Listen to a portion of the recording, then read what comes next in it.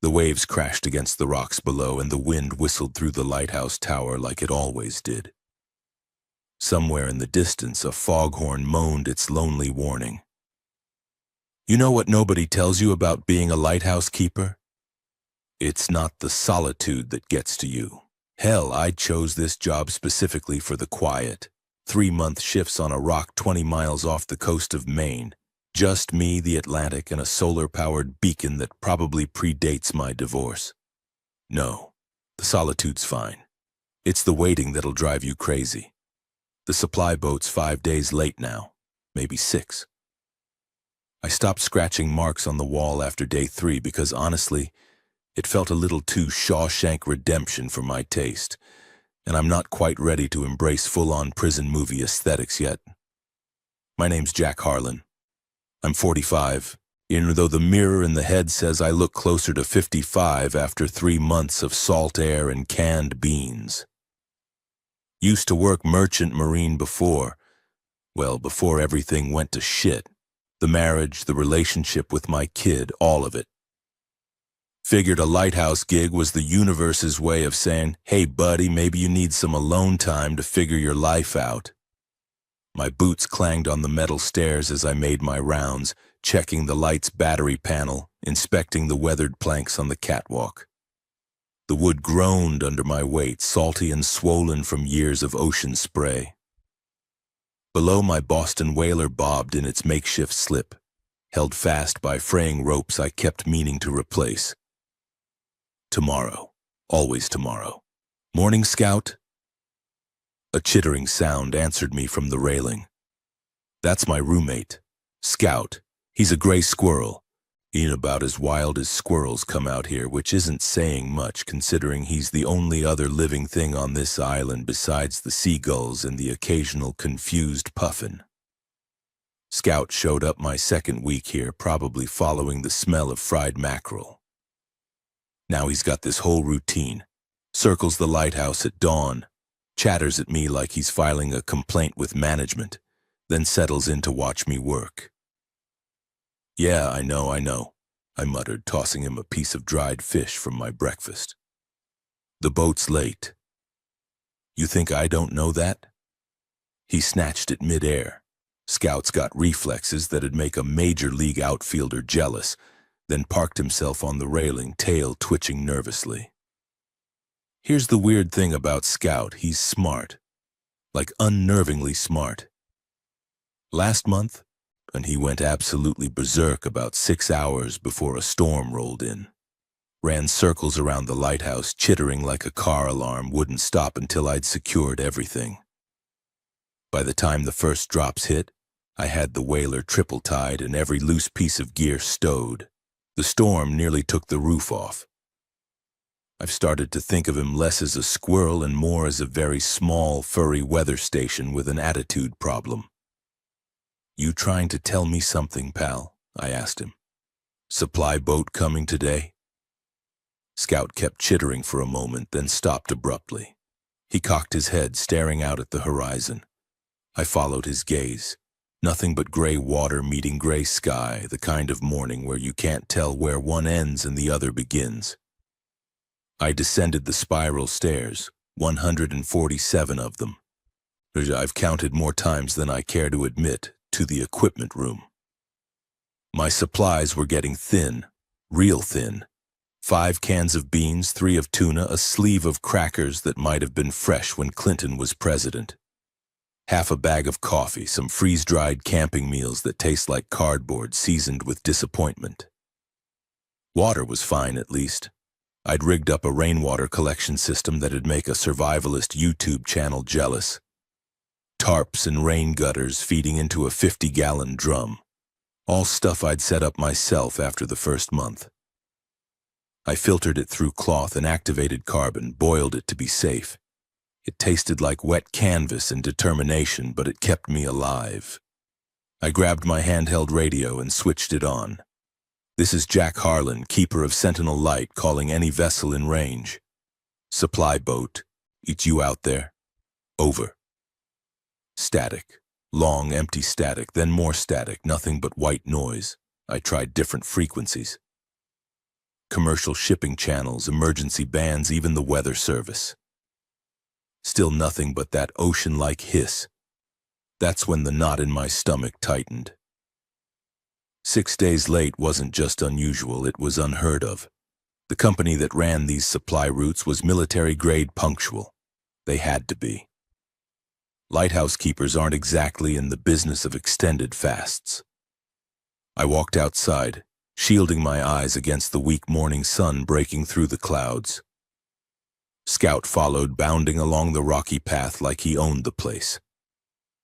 We headed to the island's highest point. Really just a 15-foot rise of granite and stubborn grass, and I scanned the horizon with my binoculars. Nothing, no boats, no contrails, no distant smudge of Portland's skyline, though on a clear day you could usually make out the city like a watercolor sketch. "Well," I said to Scout, who'd climbed onto my shoulder now, his tiny claws pricking through my wool sweater, "looks like we're going to town."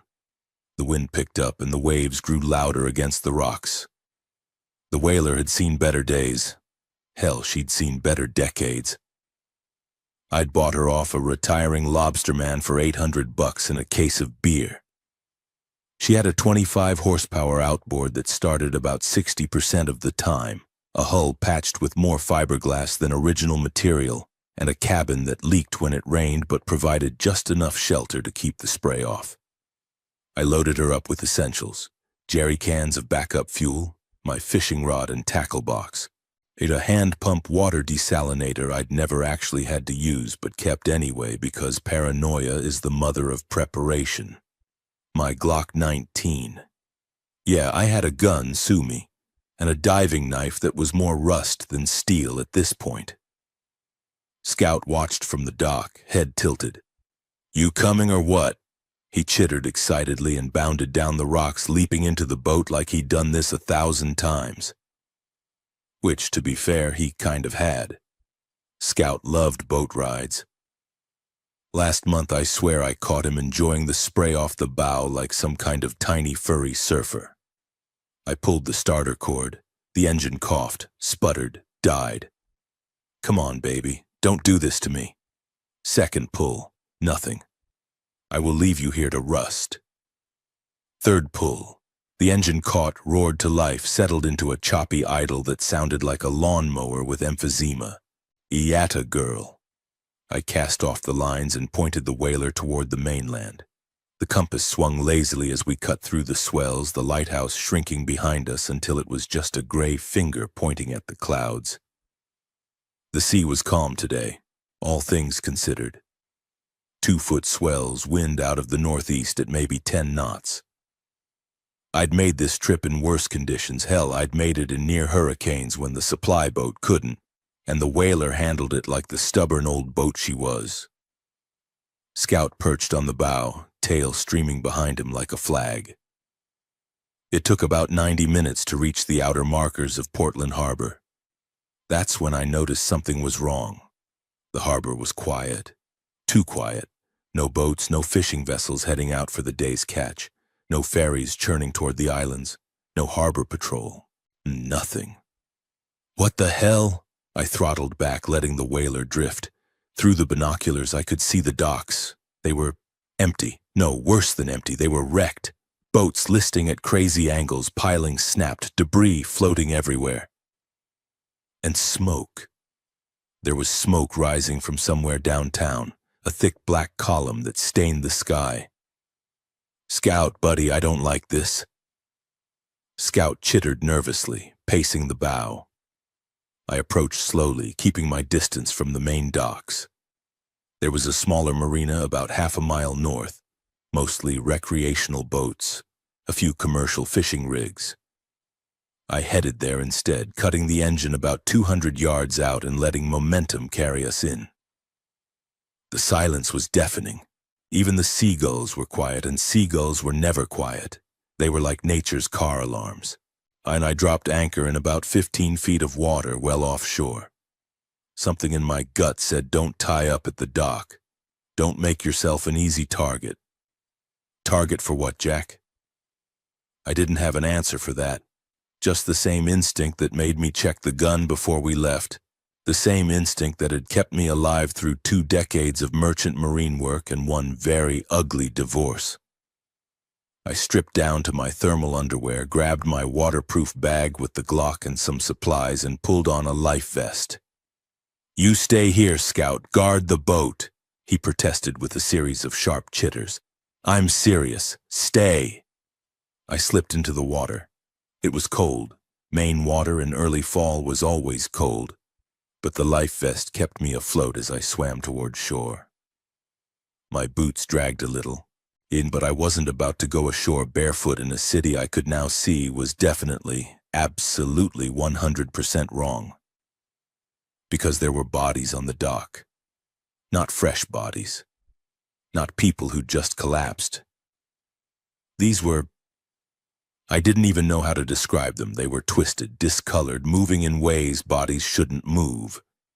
One of them was missing half its face, but it was still shuffling along the pier like it was late for a very important appointment with death. Oh, you have got to be kidding me. I'd seen enough horror movies to know what this looked like. I'd also seen enough reality to know that horror movies were fiction, that zombies weren't real, that there had to be a rational explanation. And then one of them saw me. It was a woman, or it had been. Now it was something else. It's something with milky white eyes and skin the color of old newspaper. It opened its mouth and made this sound, this wet, rattling moan that shouldn't come from anything with lungs. The thing moaned again in the distance, a horrible sound that made my skin crawl. "Okay," I whispered, treading water. "Okay, Jack, let's think about this logically. Logically, you're still on the island, you fell asleep during your morning coffee, and this is just a really vivid nightmare brought on by too much canned tuna and isolation." The thing lurched toward the edge of the dock. 2 more joined it, then 5, then a dozen. Or not.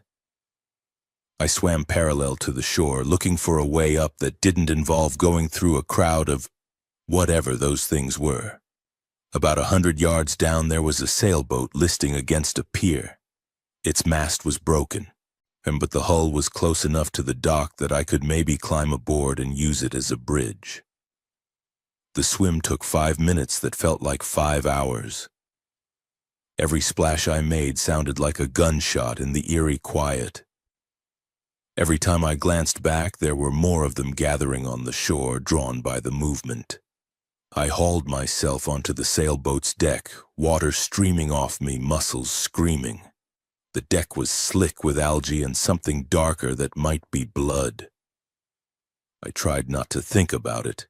The distance from the sailboat to the pier was maybe 6 feet. I took a running start and jumped.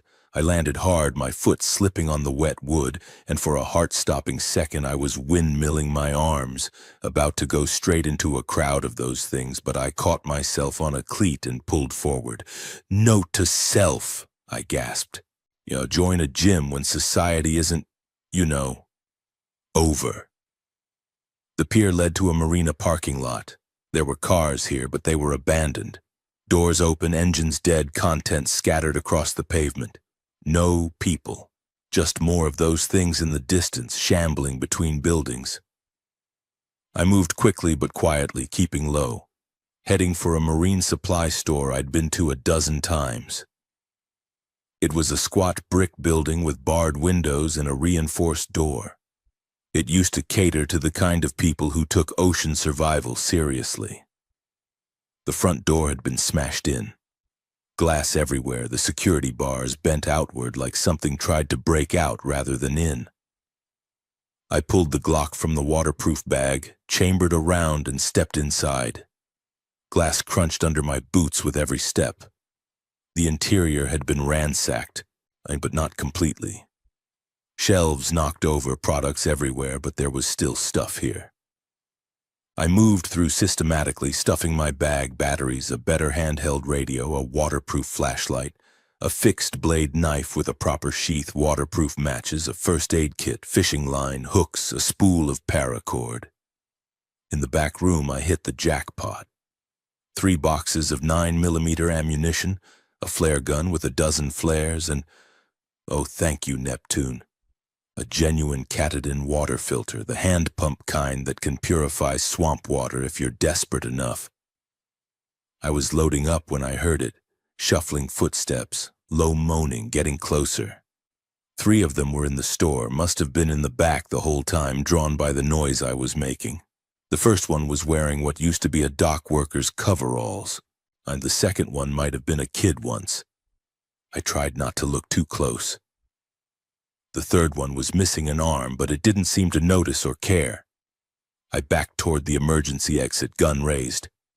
Look, I don't know what you are, what's happening, or if there's any part of you still in there that can understand me. But I really don't want to do this. They kept coming. No recognition, no hesitation. Just that relentless, shuffling advance. I fired once. The gunshot was deafening in the enclosed space. The first one went down with a hole in its chest, but it started getting back up. Okay, headshots, got it. Of course it's headshots.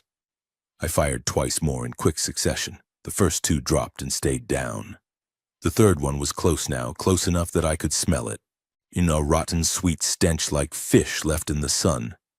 And I had to wait until it was almost on top of me before I could get a clean shot at its head.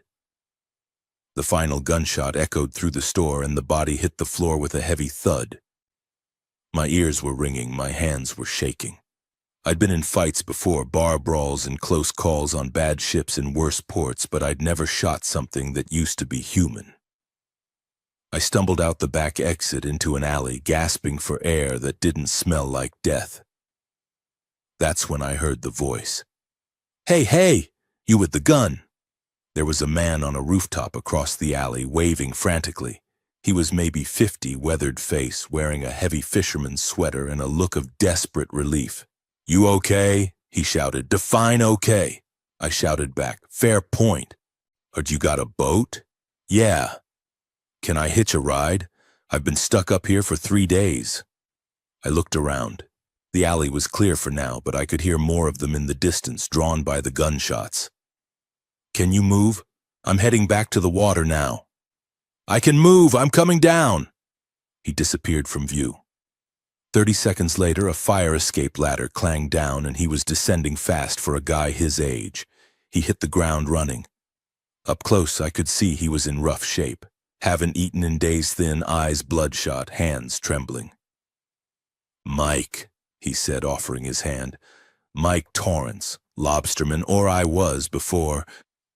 Jack Harlan, lighthouse keeper. Come on, we need to move. We jogged back through the marina, keeping low behind cars and dumpsters. More of those things were gathering now, drawn by the noise and movement, and some of them were fast. Not running fast, but faster than the shuffling pace I'd expected. That was terrifying in a whole new way. What the hell happened here? I asked as we ran. Don't know, Mike panted. Started maybe a week ago. People getting sick then. Changing. Went crazy fast. I was out on my boat when it started, stayed offshore as long as I could, but I had to come in for supplies.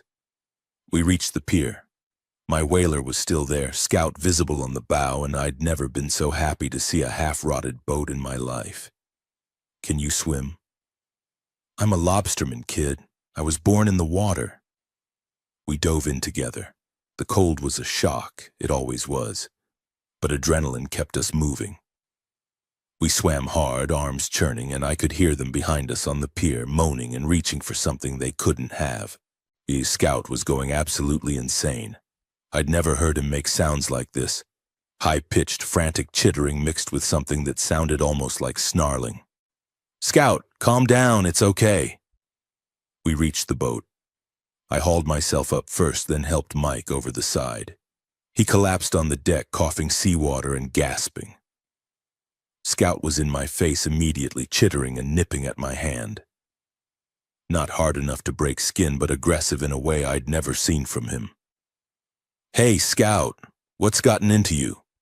He ran to Mike, circled him twice, then ran back to me and did this weird thing where he stood on his hind legs and batted at my knee with his front paws. Your squirrel okay?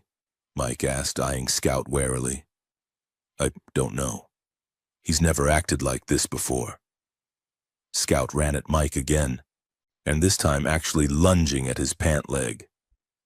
I scooped the little guy up before he could bite. "Scout, stop it. This is Mike. He's a friend. He's not going to hurt us." Scout struggled in my grip, still chittering frantically. "Maybe he's just freaked out," Mike suggested. "Hell, we all are." That made sense. Scout just saw things that his tiny squirrel brain couldn't process. Of course he was on edge. I set Scout down in the bow, where he immediately turned his back to Mike and stared out at the water, tail flicking with obvious agitation. "Sorry about that," I told Mike. "He's usually friendly." "No worries. I've been bitten by worse things." I pulled up anchor and started the engine. As we motored away from Portland, from what used to be civilization, I looked back at the city. There were fires burning now, smoke billowing from multiple locations. The docks were crawling with them, dozens of those things shambling around like broken automata. "Where are we going?" Mike asked. "I've got a lighthouse, about 20 miles out. It's isolated, defensible, and it's got supplies." I paused. "Well, some supplies we're going to need to make this work." "Isolated sounds perfect right about now." We were both soaked, shivering despite the relatively warm air. I pulled some emergency blankets from the cabin and we wrapped up, huddling in the limited shelter as the whaler cut through the swells. Scout stayed in the bow, wouldn't even look at Mike. Every time Mike moved, Scout's head snapped toward him, ears forward, eyes locked on. "Your squirrel really doesn't like me," Mike observed. "Yeah, I noticed. He'll warm up. You'd give him time." We sailed in silence for a while, both of us processing what we'd seen. Finally, Mike spoke. "You got family on the mainland?" The question hit harder than it should. "An ex-wife in Boston, she's probably, I don't even know, and my son. He's 18 now, goes to college in Vermont. Or he did. I haven't talked to him in 2 years." "I'm sorry." "Yeah, me too." I adjusted the throttle, feeling the familiar weight of old regrets. "You?" "Wife died 6 years back, cancer. Kids are grown, scattered across the country. Haven't heard from them since this started." He looked down at his hands. "Tried the phones, but nothing works. Radio's just static." "Same here." We didn't talk much after that. What was there to say? The world ended while we weren't looking, and we were two middle-aged men on a boat, heading for a rock in the ocean because it was the only thing that made sense anymore. The engine hummed, waves splashed against the hull, and the wind whistled past us as we sailed into the unknown. The lighthouse came into view about an hour later, its white tower a familiar beacon in the growing darkness. I'd never been so happy to see that crumbling structure in my life. As we approached, I noticed Scout's behavior changed. He stopped watching Mike and started scanning the island, nose twitching, tail less agitated. It was like he was checking to make sure home was still safe. "It's not much," I told Mike as we tied up the whaler. "But it's dry and it's far from whatever that was back there." "Looks like paradise to me." We unloaded the supplies I'd grabbed from the marine store. Scout bounded ahead, leading the way up the path to the lighthouse like he was giving a tour. Inside, I showed Mike around. The main level had my living space, a cot, a small electric hot plate powered by the solar panels, shelves of supplies, my books, my fishing gear.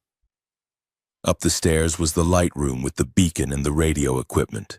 Below was storage and the water collection system. "This is incredible," Mike said, examining the rainwater setup. "You built this yourself?" "Had a lot of time on my hands.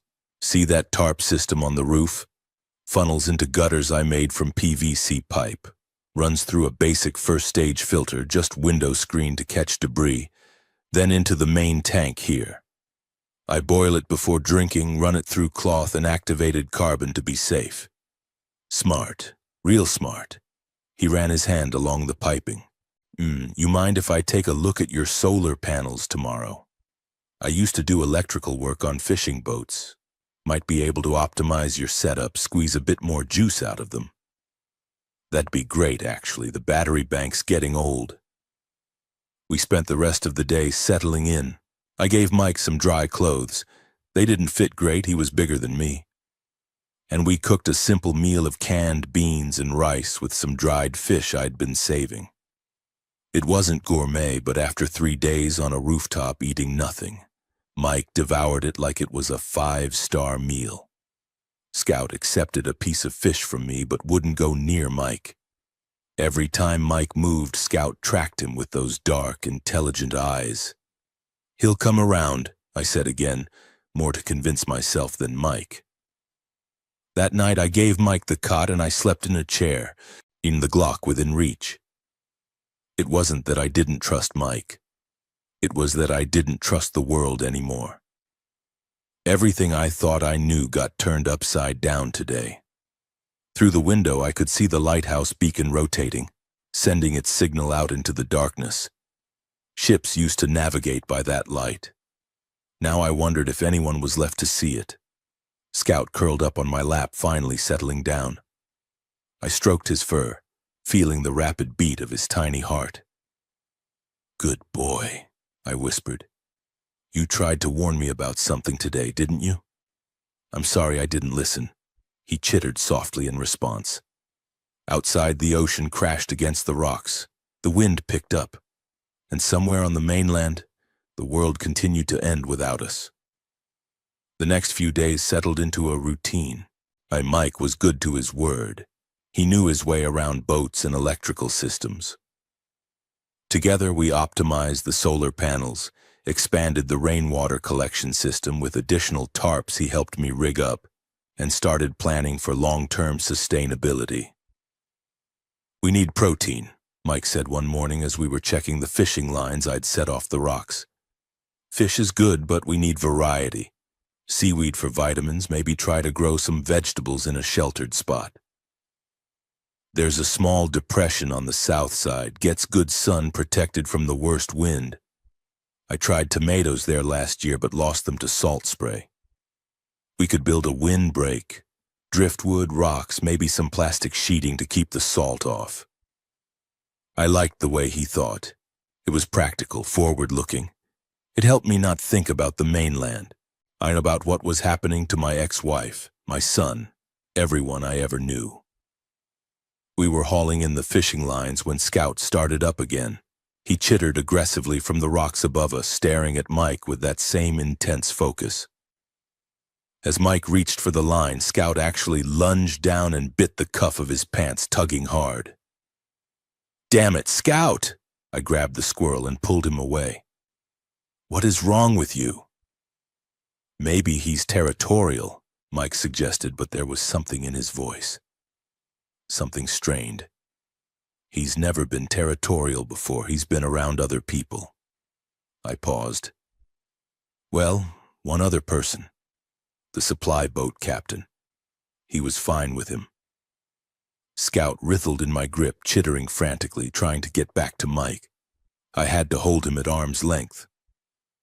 "Look, buddy, I know change is hard, but Mike's part of the family now, okay? You need to accept that." I set Scout down and he immediately ran a circle around Mike, then another, then sprinted up to the lighthouse and disappeared inside. "He'll calm down," Mike said, but he was sweating now despite the cool morning air. "Just needs time."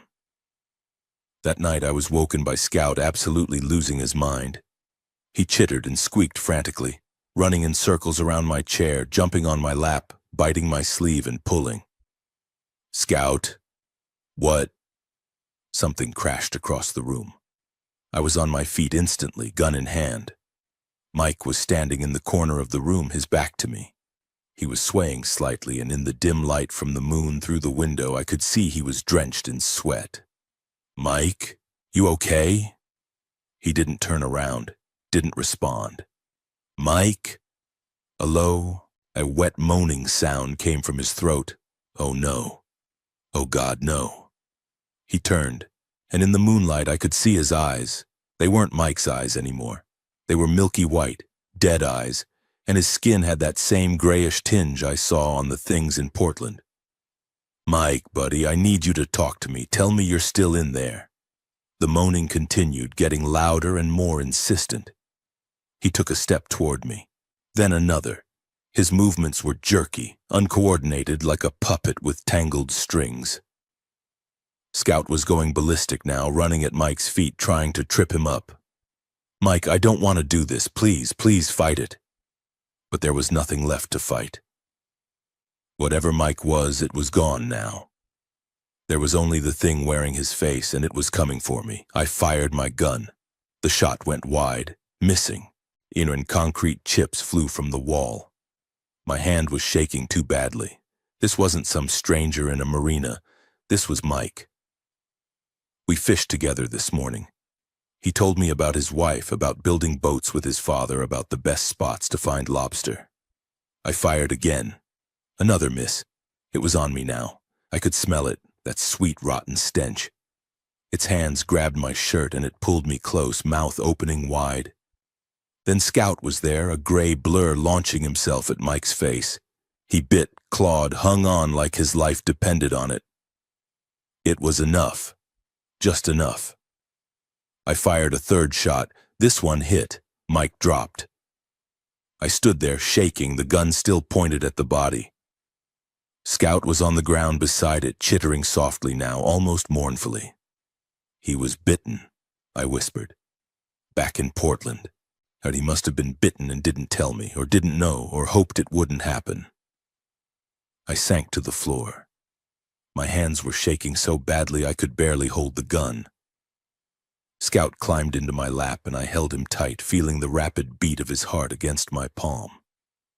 "You knew," I told him. "You knew from the start. You tried to warn me and I didn't listen. I'm so sorry, Scout. I'm so sorry." He licked my finger, something he'd never done before, and curled up against my chest. We stayed like that for a long time, until the shaking stopped and the sun started to rise. I buried Mike at sea. It was what I thought he would have wanted, being a lobsterman. I wrapped his body in canvas, weighted it with rocks, and said a few words I half remembered from a funeral I attended years ago. Scout watched from the bow of the whaler, but silent for once. When the body sank beneath the waves, I felt something in me break and heal at the same time. Mike was a good man who got dealt a bad hand. In another world, we might have been friends for years, but this wasn't that world anymore. Back at the lighthouse, I cleaned the blood, disinfected everything, and took inventory. My supplies were better than before thanks to the Portland run, but they were still finite. I needed to start thinking long-term, real long-term. Over the next few weeks, I transformed the island. I built the windbreak Mike suggested and planted a small garden with seeds I found in the marina. Tomatoes, lettuce, some herbs. I improved the fishing setup with better line and hooks. I constructed a smokehouse from driftwood and metal sheeting to preserve fish. Scout was my constant companion through all of it. He was back to his old self, cheerful, curious, helpful in his own weird way. He'd learned to alert me when storms were coming with at least 12 hours' notice, giving me time to secure everything. He'd learned